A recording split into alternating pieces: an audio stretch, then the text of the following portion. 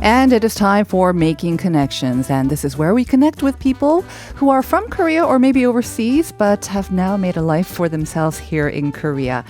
And these days, it's not uncommon, is it, to see a film or a drama with a foreigner gracing the screen.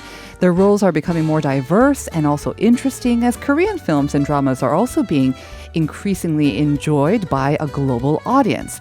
So to help us take a behind-the-scenes look at what it's like for foreign actors in Korea, and also to get to know his personal journey into acting, we are joined in the studio by Joey Albright.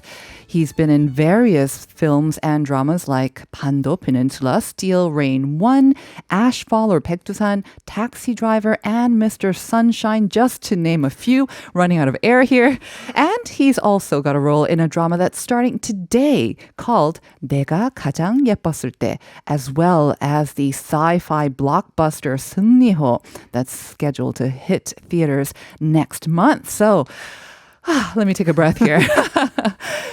Good morning and welcome to the show. Thank you for having me. I'm so happy to be here. Very happy to be here. We were just talking a little bit before we actually started, and no stranger to TBS EFM. No, I used to be a reoccurring guest, and I would give my input on things. It was I can't remember the name of the segment. It was 3 years ago. So, but I enjoyed it. But. Well, it's great to have you back. I don't know if you were talking then about movies. You said probably not. Well, it was dependent on the topic, so we would do quizzes and stuff like that. So sometimes it would be movie related, but not all the time because it wasn't a talk show or a radio show about movies. Okay. So some of our old sort of regular listeners may be familiar with you, but for those who are not, and for me as well, I'm meeting you for the first time. Let's get to know you a little bit more. First, how long have you been here? So obviously longer than 3 years. And what brought you to Korea for the first time? So I've been here, I think, since early 2009. Okay. And what brought me was my girlfriend, then now wife. And so we got married a while ago. Ooh, you should be more exact than that. About 6 years. About 6 years ago. About 6 years ago. And we just had a little girl. Oh, in February. congratulations! So I've been here since then. I left for personal reasons. My family was kind of sick. Okay. And I didn't want to be in America anymore after my dad had passed. So I left here to go on a journey, and then my mom passed a year later. So for me, it was like I had nowhere else to go, but also I enjoyed the community that exists in Korea, especially from my wife and her family. They were very supportive at the time, then girlfriend. So, I mean, it was a rough start, but life has gotten amazing. So, Where are you from in the States? The last place I lived was Portland, Oregon. Portland, Oregon. Yeah. Beautiful. Great coffee. Yeah. It's a great city. You met your wife there then? Well, we met in Canada, and she was on kind of this, I don't know how to explain it. It was like this world tour or whatever, or tour of Canada, going down to America to visit a friend in LA. Oh. And we met on a bus going down from Canada into Seattle. And Oh then my, transferred. how romantic. Yeah. It was a destiny, wasn't it, this meeting? Wow. So that bus meeting, that meeting on a bus rather, that led to coffee and drinks afterwards and then just... She was traveling alone, and I was like, you shouldn't be traveling alone in America. It's kind of dangerous. I was like, tell her, if you need a friend, I'll be that guy you can call. And so she came back and forth from Seattle to LA and stopped in Portland to see me a couple times. And then I asked her out a couple weeks later, I think it was. And then we started dating ever since then. Amazing. Very dramatic, isn't it? A little Very bit. dramatic love story. Like my life. Were you already acting by then? What were you doing or studying then? Or? I was a chef. Oh. I was a chef. I was already a sous chef in a restaurant, and I was kind of peaked out and burnt out, and I didn't really want to do it anymore. But when I came to Korea, I entered, Ahakdang and took, Korean language up to level 3, and then I worked as a chef in Itaewon for a while. And after I worked as a chef in Itaewon, I got burnt out again. And I'm 6'2", and the counters are meant for ajumas about yay high. So my back was getting put out. And so I decided... The counters are difficult even for me, I have to say. And being in a kitchen itself is pretty grueling work. I think all people say that, all chefs. Burnt out in the sense that it became repetitious and Yeah, boring, whereas acting, you can do anything and everything's different. Everything's brand new, isn't Exactly. it? Usually. So So you came to Korea following your girlfriend back then. When she asked you, or I don't know if she asked you to come or whether it was voluntary, did you have any apprehensions? I don't know if you knew much about Korea. not really. For me, it was one of those things where like in my mind, I was going to go to Korea, to Japan, and then go learn to cook in Australia, go to culinary school. Because I was one of those people that just kind of grew up. I have a family of 9 siblings. Wow. So I would cook for a family of 9 from a young age. So I grew up cooking. Young training. Yeah, exactly. So it was like cooking was always going to be my thing. But my dream was to be a TV host. Okay. Like a cooking TV show host. I see. Which kind of correlates into what I'm doing now. But the acting thing stemmed from my mom being in community theater in the Annie play. She played Miss Wow. Hannigan. Very good. So I grew up watching Sandy, the dog, behind the scenes and watching everything go on. But I have stage fright, so I can't do stage, but I can do film. It's very strange. Very interesting. No live audience then. No. We're on 보이는 라디오 보라 as well. You know that, right? It's a camera. It's okay. Exactly. So it's okay. All right. So now let's talk about your transition. Ooh, by the way, we have a couple of messages from To Suck It TV. Wow, Joey Albright. And 교촌댁 미숙 씨 saying, welcome, Joey. 입 크다. Thank you. He is a very tall guy, big guy. And Joe Brett saying, 피부 광나는 거 봐. So you've got very nice... Shiny skin. Well, you want to say something nicer. You have very luminescent skin. Maybe that's I call better. it thanks Shiny to the skin. samgyeopsal, collagen. And the humidity. That's I can also test it. All right. So let's talk about your transition from cooking from the kitchen to a studio. As you mentioned, you had aspirations to be sort of on camera, but and I'll go. Chef, it also requires creativity, and I understand quite a bit of drama goes on in the kitchen as well. Yeah. But the transition must not have been easy. How did you make that? Well, for me, it was one of those things where I'm okay under high stress situations and deadlines. That's fine for me. What I found though is if I wanted to be a TV chef, I had to put on a character. And so I grew up watching like the food channels in America, and I was like, that's my dream. I just want to be on TV cooking. I don't want to be famous. I just want to be on TV portraying a character. And then I was like, well, it's not too far of a stretch from what I'm doing now. Right. And so like, I just come across this quote that was like, acting is like sculpture. And all it is just taking, to portray a character. It's not to actually become the character. It's to take away from yourself and be unhinged, and to allow that particular part of yourself to become that character. Exactly. I love that quote. Yeah. So did you start doing that? Did you start making sort of appearances on YouTube or TV cooking? So my first appearance ever was on Running Man. Lee Kwang-soo Sunbae pulled me off the street. I was a university student. I went to Goryeo here for 4 years and graduated. But he pulled me off the street and we did dakjijjigae. It's like pogs, I guess. And so I was like, I like it, but I didn't like the fame aspect that came with it because everyone in the school knew me and it was like, Joey Albright. And I was like, I don't want to be famous. I just, I enjoyed having fun in front of a camera and portraying a character. So that was my overall Again, the in-person real contact is I guess a form of stage fright. Okay, so Running Man kind of made you famous on campus. And then how did you transition to acting? So what I ended up doing is I had someone introduce me to one of the foreign agencies here. And there was a foreign casting director that was involved as well. And they started pulling me in on set as an extra. And that's how most people get their experience is they learn to walk in the background. And like while everyone was kind of, well, I don't want to say everyone, but like a majority of the people who have done it for years were like on their phone. For me, from the very beginning, I watch how it's filmed. I see. I stand there and I'm like, I don't, to be honest, I watch the acting. I don't really care who's in front of the camera, but I see how real the scene is. I also watch how it's set up, how it's filmed. I see. So it's always been something that's just kind of like an interest for me. Okay. How easy was it to sign up with a foreign agency, though? I mean, you didn't exactly have any acting experience. So that's the problem that I'm having currently is I know in LA you need to have acting training. You can get extra gigs pretty easily, but You need to have a nice professionally shot portfolio, headshots, not the etc. case here. You can be a teacher, you can be a student, you could be pretty much just a foreigner. The requirement is just to be a foreigner and what they're looking for. But I mean, it doesn't mean that there aren't talented people, So. All right. So okay, maybe the threshold then to become an actor, as you say, or become an extra is not that difficult.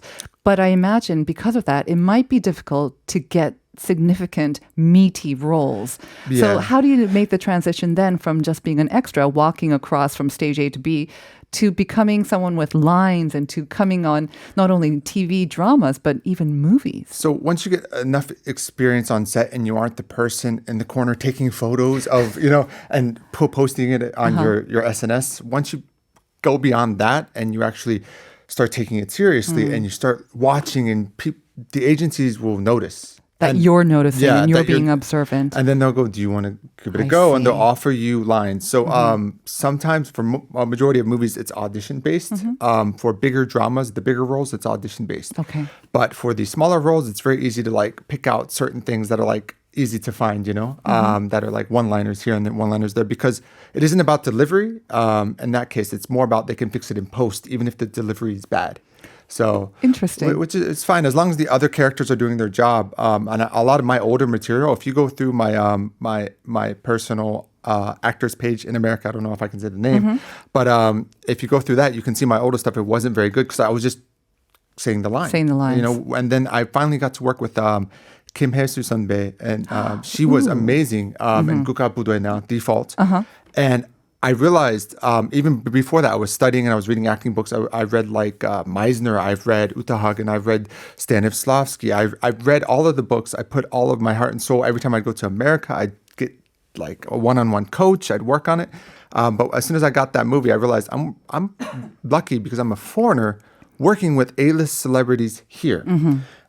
This should not be okay though. I'm not qualified. The Korean actors here actually go to Hagwon's daily, like they put they have acting coach, etc. Their own dongari, they have their own like groups and stuff. So they have their own. And I realized I wasn't qualified, but I was lucky, and I didn't want to miss that opportunity. So what I decided, even before I was working hard, but to push myself even harder. So I don't take a day off. I don't like taking a day off. It breaks my repetition.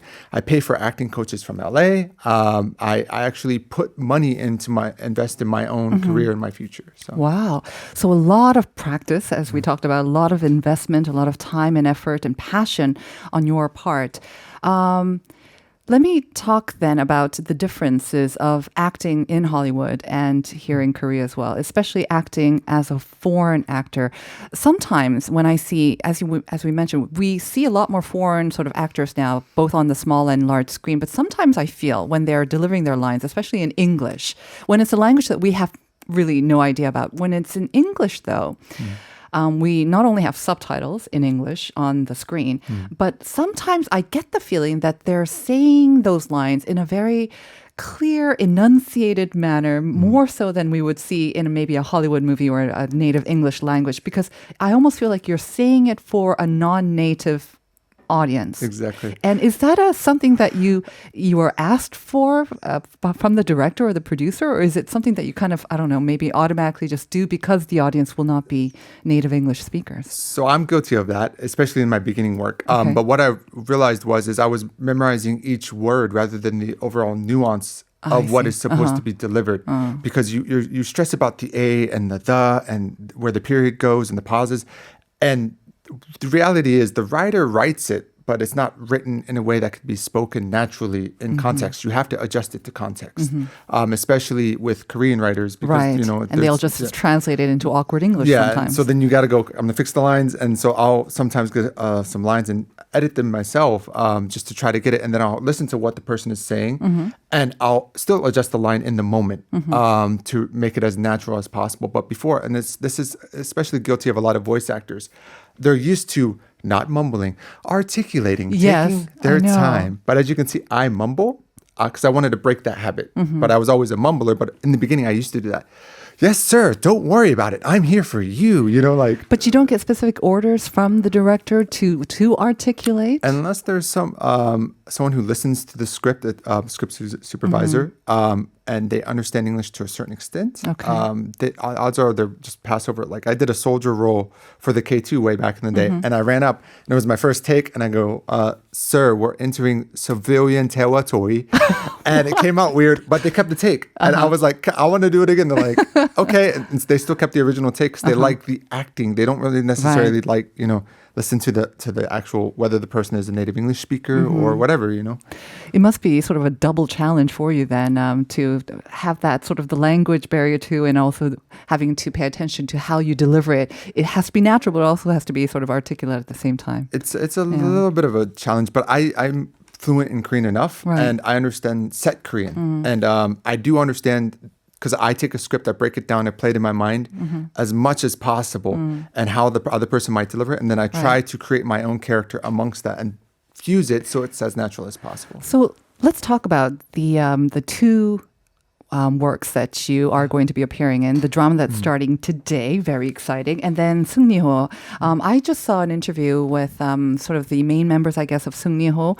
And they were saying that, I think Jin Sun-gyu was saying that in the first reading, they were like 4 actors, Korean actors, like the big, they were Song Joong-ki among them. We were the only Korean actors, and there were more foreign actors. So it wasn't just English speaking, but French and all these different.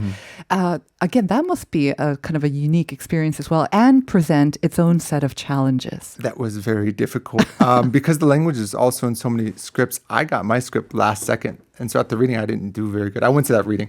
You were there. I was like, okay, cool. I've got my lines memorized. I'm going to act it out. I'm going to show them what I can do. And then I looked down and it's a completely different script. Oh, no. But that was on me for not double checking with the agency because they thought they updated everyone, but they had so many foreigners in that movie that it's hard to hit everybody. And that can happen often. You might get a script last second.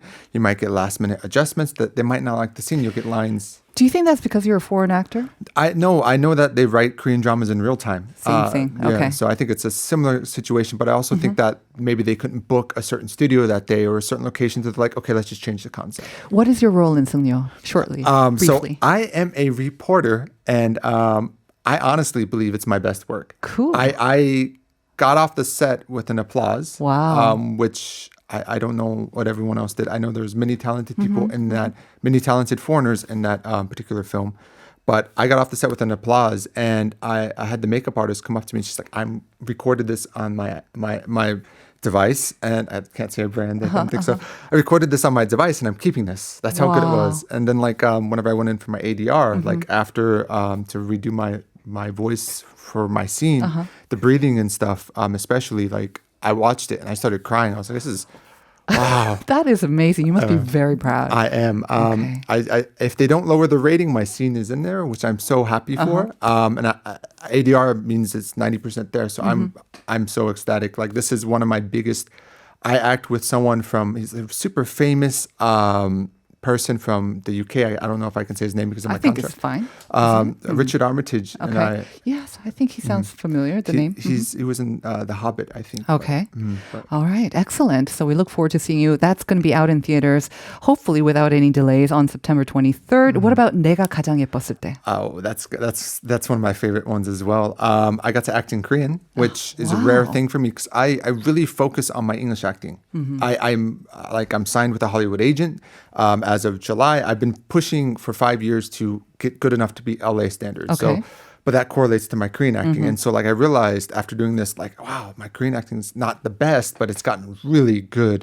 And I'm a pottery maker in this, which is such a unique character. It's not your cliche soldier or teacher or, it's not, those kind of things. So the writers in this are amazing.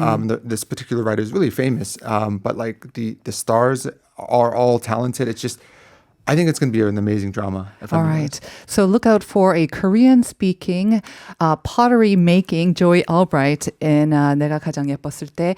Unfortunately, we've already almost out of time, but 마치 같이 from YouTube, I think, saying, 내가 봤던 드라마엔 다 나왔어. 대박. And 김미선 also saying, 파팅.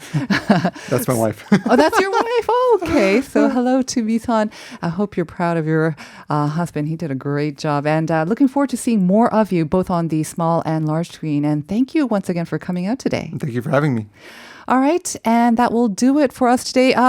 Maybe time for one more message regarding our question of the day. 9910 saying, I'm a movie fan, but since I can't go to the theaters now, I watch movies or foreign dramas on IPTV. And these days, I watch an American drama called Homeland. I recommend you to see it if you haven't yet. big user of OTT? Yes, Yes. I love it. And Definitely. that's on my list of things to watch. Absolutely. I've heard lots of great things. And we're going to send you out with Snow Patrol's Called Out in the Dark. Joey, you picked this song very quickly. The Why? video is everything set related, how you feel, how you want to jump in front of the camera, but you're not ready. You know, like Okay. it's about being prepared and being ready and being on set and knowing what goes on without Excellent. overstepping. So if you're a budding actor, maybe check out this music video. And that'll do it for us today. Have a great day, everyone. I'll see you again at 9 a.m. for more Life Abroad tomorrow.